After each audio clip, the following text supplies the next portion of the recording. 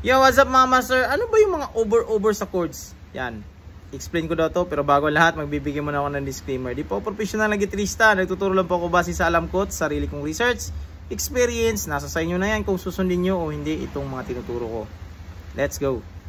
As beginners, tayo dati, ganun din, nalilito tayo. Ano kaya yung ibig sabihin ng over na yan? Bakit may mga over pa? Sample, C over G, yan. D over F sharp. Merong C over E. Yan. Magtataka tayo bakit over E sa C. Yung E naman is kasama naman yung sa triad. Hindi, di ba pwedeng tawagin lang natin na C chord lang. Ganyan. O sa C over G. Bakit ang G is fifth naman niya yan. So kumbaga kasama rin niya sa nota yan. Kasi sample natin yung C. Yan.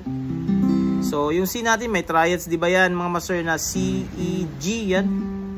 Ito, yung over dito sa taas is G naman yan. So, pwede naman tawagin lang natin ng C yan, di ba? Normal lang, C. Pero bakit may over? Hindi naman pwedeng ano lang yan, basta-basta lang nilagay nila kung walang rason. Kung walang paliwanag kung bakit nandyan yan.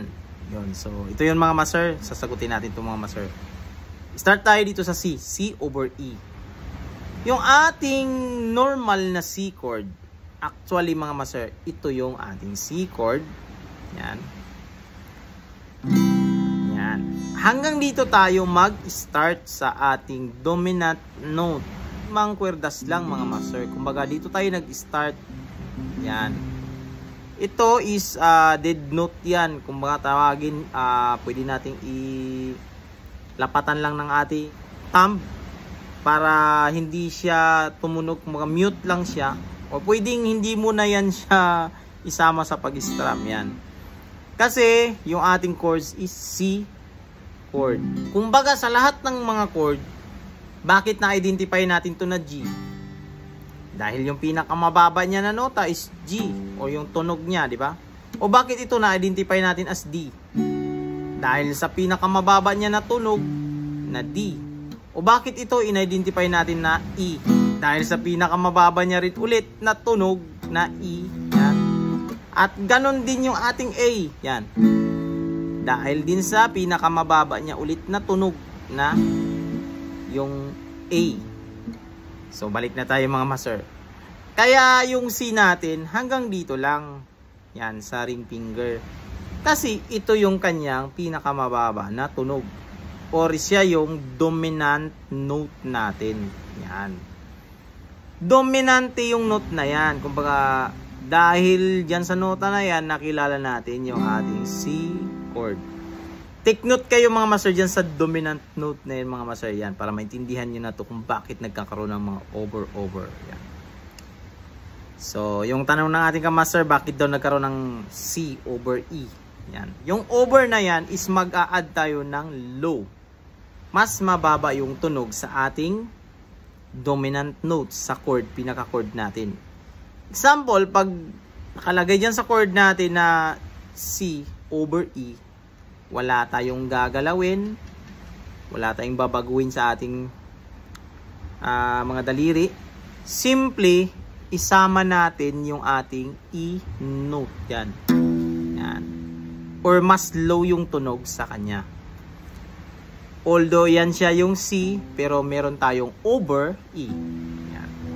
Kaya tinawag na C over E. Pag mag-strum tayo, pwede na natin lahatin. Yan.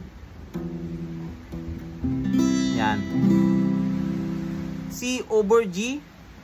Automatic. Yung ito, yung sa taas niya is G, na mas low sa kanya, kaya over. So, ilagay lang din natin yung ating G na note. So, tinawag na siyang C over G. Yan. Ganun lang kadali. Kagaya ng ating D. Yan. Ito yung ating D. Pero bakit ito D over F sharp? Yan. Yan. Pwede rin natin i-thumb. Diba? Yung iba nagtathumb. Oh. Dahil yung ating D na note is nandito sa ating fourth string open D. Yan. Yan yung kanyang low na tunog or siya yung dominant note. Dahil meron siyang over F sharp, ang i-add natin is yung mas low sa kanya. So, dito natin gagawin yung ating D over F sharp. Kaya pag D over F sharp, ganyan nakikita natin eh, mga magiya. Yan. Ganun lang siya mga master, napakadali lang siyang intindihin. Wag lang kayong malito mga master. Maintindihan nyo to mga master, basta alam nyo talaga yung mga nota dito sa fretboard nyo.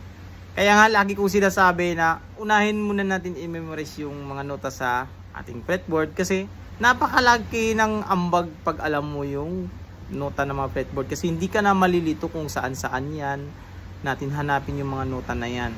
Kasi isa rin sa nagpapalito talaga sa atin at marami tayong mga question kasi hindi nga natin kabisado yung nota.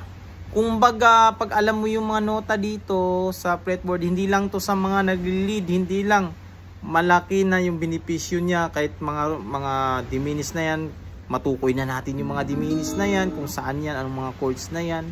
Na yung diminished pala natin, iusod lang natin ng 4 na frets, same lang din yung nota niyan, nagkakaroon lang siya ng inversion. Hindi tayo malilito sa mga parting ganyan, mga chords, pag-identify ng mga chords, bakit ganyan yung chords yan.